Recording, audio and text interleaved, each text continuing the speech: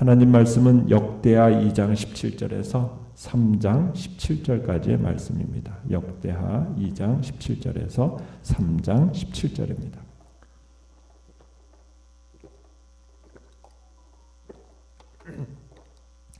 자, 우리 한 목소리로 역대하 2장 17절에서 3장 17절까지 한 목소리로 같이 읽겠습니다. 시작. 전에 솔로몬의 아버지 다윗이 이스라엘 땅에 사는 이방 사람들을 조사하였더니 이제 솔로몬이 다시 조사하매 모두 15만 3,600명이라. 그 중에서 7만 명은 짐꾼이 되게 하였고 8만 명은 산에서 벌목하게 하였고 3,600명은 감독으로 삼아 백성들에게 일을 시키게 하였더라. 솔로몬이 예루살렘 모리아산에 여호와의 전 건축하기를 시작하니 그곳은 전에 여호와께서 그의 아버지 다윗에게 나타나신 곳이요 여부스 사람 오르난의 타작마당에 다윗이 정한 곳이라. 솔로몬이 왕위에 오른 지 넷째 해 둘째 달 둘째 날 건축을 시작하였더라. 솔로몬이 하나님의 전을 위하여 놓은 지대는 이러하니 옛날에 쓰던 자로 길이가 60규빗이요 너비가 20규빗이며 그 성전 앞에 있는 낭실의 길이가 성전의 너비와 같이 20규빗이요 높이가 120규빗이니 안에는 순금으로 입혔으며 그 대전 천장은 잣나무로 만들고 또 순금으로 입히고 그 위에 종려나무와 사슬 형상을 새겼고 또 보석으로 성전을 꾸며 화려하게 하였으니 그 금은 바루와임 금이며 또 금으로 성전과 그 들보와 문지방과 벽과 문짝에 입히고 벽에 그룹들을 아로 새겼더라. 또 지성소를 지었으니 성전 넓이대로 길이가 20규빗이요 너비도 20규빗이라 순금 600달란트로 입혔으니 못 무게가 금 50세겔이요 다락들도 금으로 입혔더라. 지성소 안에 두 그룹의 형상을 새겨 만들어 금으로 입혔으니 두 그룹의 날개 길이가 모두 20규빗이라. 왼쪽 그룹의 한 날개는 5규빗이니 성전 벽에 닿았고 그 다른 날개도 5규빗이니 오른쪽 그룹의 날개에 닿았으며 오른쪽 그룹의 한 날개도 5규빗이니 성전 벽에 닿았고 그 다른 날개도 5규빗이니 왼쪽 그룹의 날개에 닿았으며 이 두 그룹이 편 날개가 모두 20규빗이라. 그 얼굴을 내전으로 향하여 서 있으며 청색 자색 홍색 실과 고운 배로 휘장문을 짓고 그 위에 그룹의 형상을 수놓았더라. 성전 앞에 기둥 둘을 만들었으니 높이가 35규빗이요 각 기둥 꼭대기의 머리가 5규빗이라. 성소같이 사슬을 만들어 그 기둥 머리에 두르고 성류 100개를 만들어 사슬에 달았으며 그 두 기둥을 성전 앞에 세웠으니 왼쪽에 하나요 오른쪽에 하나라. 오른쪽 것은 야긴이라 부르고 왼쪽 것은 보아스라 불렀더라. 아멘. 오늘 말씀의 제목은 하나님이 거하실 성전이라는 제목으로 말씀을 나눕니다. 우리가 어제 2장 2절에서도 보았듯이 성전 건축을 위해서 15만 명 이상의 인력을 확보했습니다. 짐꾼으로 7만 명, 그리고 채석장에서 일할 사람 8만 명, 관리자 3,600명 이렇게 확보를 했었죠. 그런데 오늘 17절, 18절에 2장 17절, 18절에 보면 이 사람들은 이스라엘 사람들이 아니라 이스라엘에 정착한 이방 사람, 외국인이었음을 보여주고 있습니다. 그러니까 온 우주의 창조주이시고 창조주의 여호와의 성전을 건축함에 있어서 그냥 단순히 이스라엘 사람들만 이렇게 건축한 게 아니라 최고의 기술력과 최상의 재료를 구입하는 일에는 당시 최고의 무역국이었던 두로가 동원되었고요. 그리고 노동력도 역시 이방인들이 제공해서 세워지는 어떻게 보면 범국제적 프로젝트였다라고 할 수가 있겠습니다. 자, 내용 관찰 문제 1번을 보시면 솔로몬이 성전을 지은 곳은 어디이며 어떤 역사적 배경을 갖고 있는 곳입니까? 자, 3장 1절에 보시면 지금 솔로몬이 건축할 성전의 터가 매우 중요하다라는 것을 네 가지로 강조를 하는데 첫 번째, 이 지리적으로 성전의 터전이 어디입니까? 예루살렘의 모리아산입니다. 이 예루살렘 모리아산 하면 기억나는 사람이 누구죠? 옛적에 아브라함이 모리아산에서 이삭을 제물로 바치려고 하지 않았습니까? 그때 하나님께서 미리 준비하여 주신 순양으로 대신 번제를 드렸었죠. 그리고 그곳의 이름을 여호와 이레라고 이렇게 불렀던 곳, 그곳이 바로 모리아산이지 않습니까? 그리고 또 두 번째로는 이곳은 여호와께서 다윗에게 전에 나타나셨던 곳이다 라고 되어 있습니다. 어떻게 나타나셨습니까? 다윗이 인구조사를 했다가 하나님께 벌을 받을 때 하나님께서 이곳에 나타나셨었죠. 그래서 세 번째로 보면 다윗이, 그리고 3절 끝에 보면은 성전터로 지정한 곳입니다. 그죠? 정한 곳입니다. 그러니까 하나님의 징계 앞에서 하나님께 제사하기 위해서 오르난에게 값을 지불하고 구입해서 일찍이 성전토로 정해놓은 곳. 그리고 여부스 사람 오르난이 타작마당으로 쓰던 곳. 그리고 신명기에서는 모세가 언젠가는 하나님이 유일한 예배처소로 지정하실 곳, 정한 곳. 이곳이 바로 오늘 본문의 얘기입니다. 그러니까 이 성전터를 지금 할 때 대표적인, 어떻게 인물의, 성경의 대표적인 인물이라고 할 수가 있는 아브라함, 모세, 다윗, 이렇게 연관을 시키고 있는 겁니다. 예루살렘 성전이 아브라함이 이삭을 번제로 드리려 했던 모리아산, 다윗이 하나님께 속죄제사를 드리고 잘못을 용서받은 오르난의 타작마당, 이곳에 세워졌다. 이것을 지금 강조하고 있는 겁니다. 이것은 우리에게 있어서 성전이 어떤 기능을 하게 될 것인지를 보여주기 위함이라고 할 수가 있습니다. 성전은 어떤 기능을 우리에게 하는 겁니까? 죄인이 속죄제사를 드림으로 말미암아 하나님과 화해하는 장소이죠.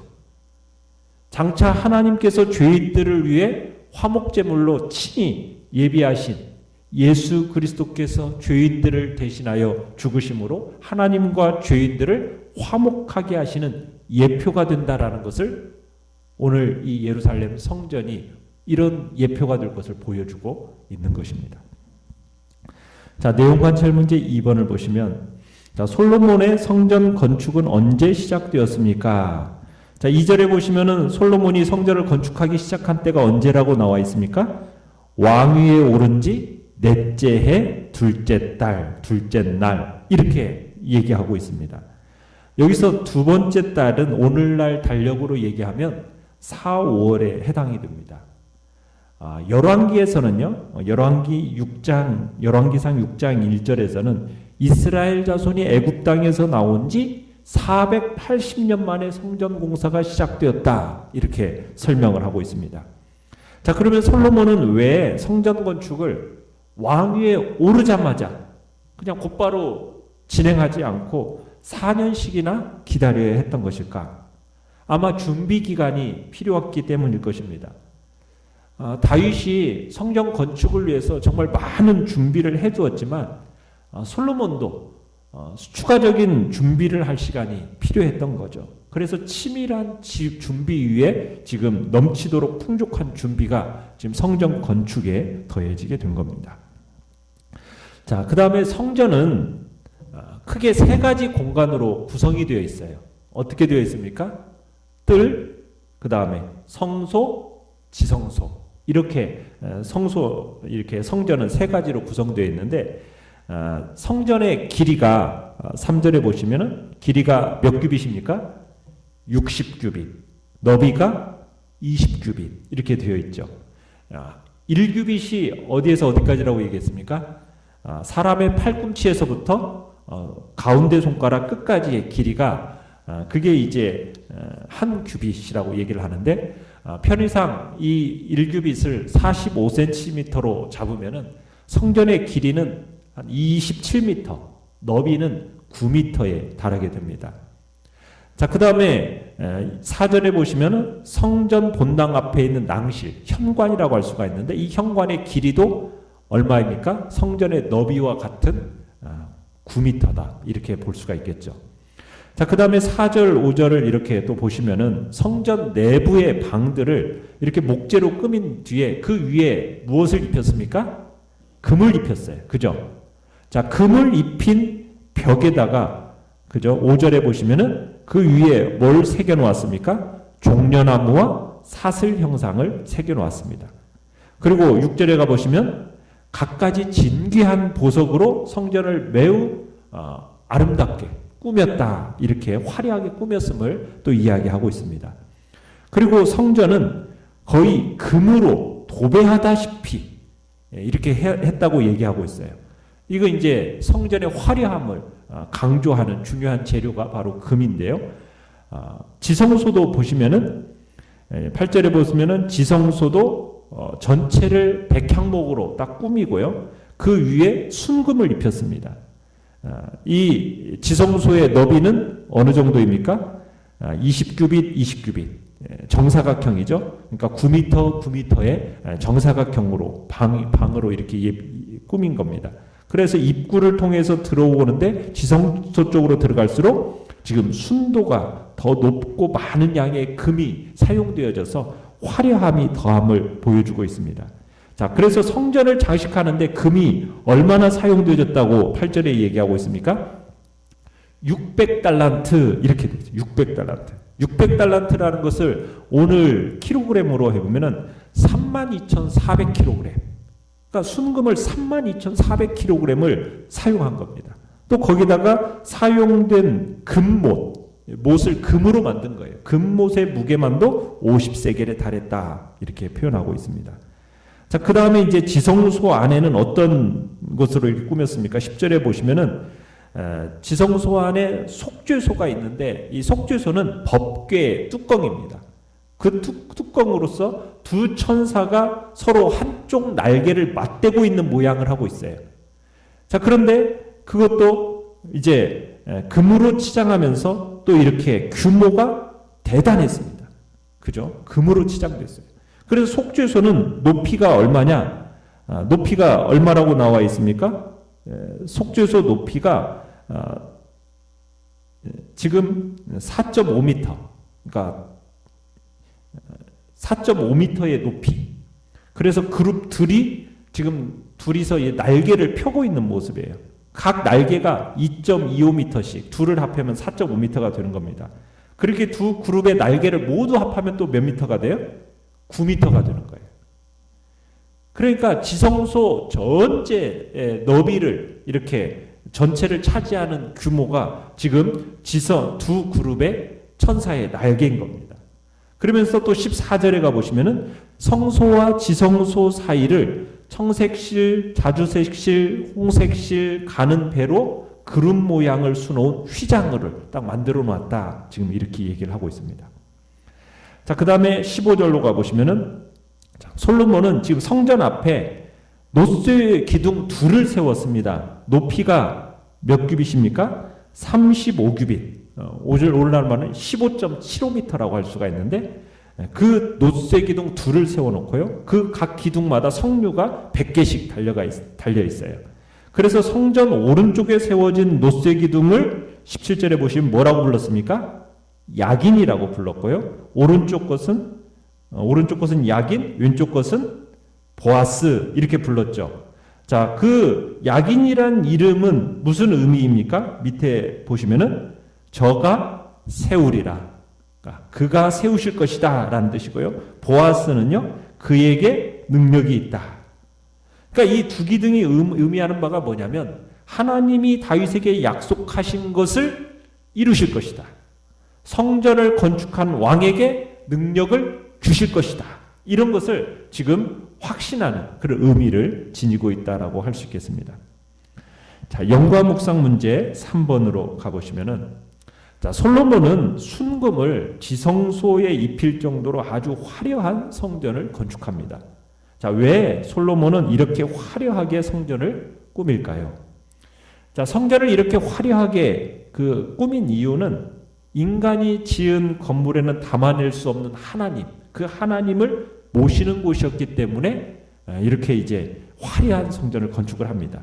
자, 그런데 성전 이 금으로 장식함에 있어서 내부만 금으로 장식되어져요. 외부는 금으로 장식되는 게 아닙니다. 그러니까 솔로몬이 성전 내부만 이토록 엄청난 양의 금을 들여서 장식을 하는 거예요. 그것은 지금 이 성전을 통해서 어떤 자기의 부를 자랑하거나 명예를 높이기 위해서 한 것은 아니라는 겁니다. 자기가 성전에 쏟고 있는 정성을 나타내기 위해서도 아니에요. 만약 솔로몬이 자기의 부와 명예를 과시하기 위해서 지금 금을 입혔다면, 그런 목적을 두고 했다면 내부만 금을 입히지 않았겠죠. 외부까지 아마 금으로 입혔을 겁니다. 그런데 이 솔로몬의 성전에 금은 어디에만 국한되어서 입혔습니까? 내부에만 국한되어서 입혔다는 사실. 그러면 이 사실이 강조하는 바는 무엇이겠습니까? 우리 그리스도인들을 가리켜서 우리를 뭐라고 얘기합니까? 하나님의 성전이라고 얘기하죠. 그러면은 하나님의 성전인 우리 자신을 가꿈에 있어서 어디가 중요하다라는 것입니까? 외면보다는 내면에 더 자신을 꾸며야 될 것을 가르쳐주고 있는 겁니다. 우리의 심령을 진실과 경건으로 가꾸는데 힘써야 한다는 것을 가르쳐주고 있는 겁니다. 그렇게 가꾸어지는 심령의 성전, 그 심령의 성전을 하나님은 그 세상의 어떤 것보다도 귀하게 여기신다라는 것, 우리는 그거 기억하고 그것을 말씀해 주신다는 것을 우리는 생각해야 됩니다. 복음서에서 예수님께서 참 엄청 책망하신 사람들이 있죠. 누구를 그렇게 책망하셨습니까? 바리새인과 서기관들이었어요. 주님이 그들을 악하게 보신 것은 왜 그랬습니까? 이유가 무엇이었습니까? 그들은 겉으로는 그럴듯했습니다. 겉으로는 경건한 척했어요. 그런데 속이 어땠습니까? 그 안, 내면이라는 것이 하나님과 상관없는 온갖 탐욕과 죄악으로 가득 채워졌기 때문에 주님이 보실 때 그들을 향해서 뭐라고 얘기했습니까? 회칠한 무덤 같다라고 얘기했어요. 겉은 번지르르한데 속은 어떻다는 겁니까? 속은 냄새나는 썩은 시체가 가득한 그런 존재로서 주님이 책망을 하신 겁니다. 어떻게 보면 오늘날 우리가 살아가는 이 시대도 어떻게 보면은 보이는 것을 절대시하는 세상을 살아가고 있습니다. 사람이 가진 어떤 내면이나 진실과는 상관이 없이 오로지 외모와 겉으로 드러나는 부와 명예와 권력, 이런 것을 통해서 사람을 평가하는 시대에 살고 있는 겁니다. 이런 시대 속에서 사도 베드로는 우리에게 이렇게 얘기했어요. 이 얄팍하고 어떻게 보면 악한 세대 가운데서 성도는 자신을 어떻게 단장하며 살아야 될지를 우리에게 가르쳐 줬습니다. 베드로전서 3장 3절로 4절에 이렇게 얘기했죠.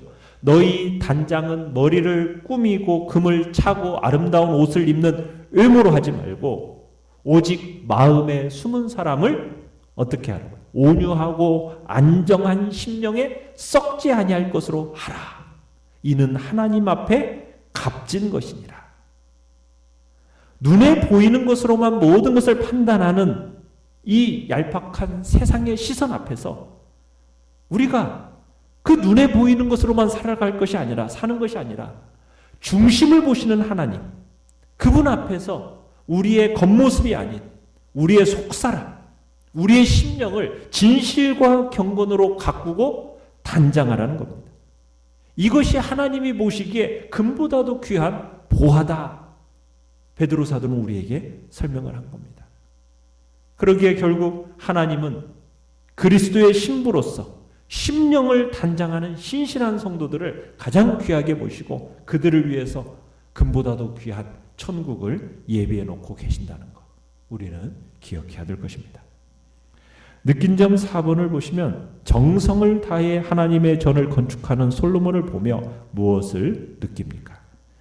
참 하나님께 간구하고 하나님을 만나는 합당한 장소, 그 장소인 이 성전, 정말 아름다운 예배의 초소로 만들려는 이 솔로몬의 이 마음이 좀 하나님을 향한 열심과 그분을 향한 헌신과 하나님을 향한 열정, 참 우리로 하여금 느끼게 합니다.